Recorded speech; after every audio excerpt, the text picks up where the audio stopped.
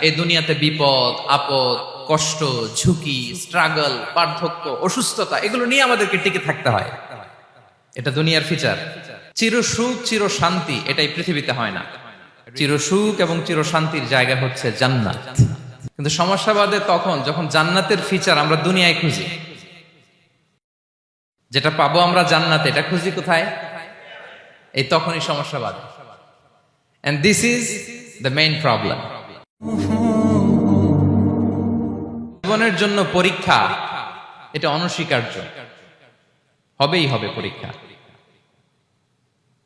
পৃথিবীর জীবনটাই এমন, এভাবেই এই লাইফকে ডিজাইন করা হয়েছে।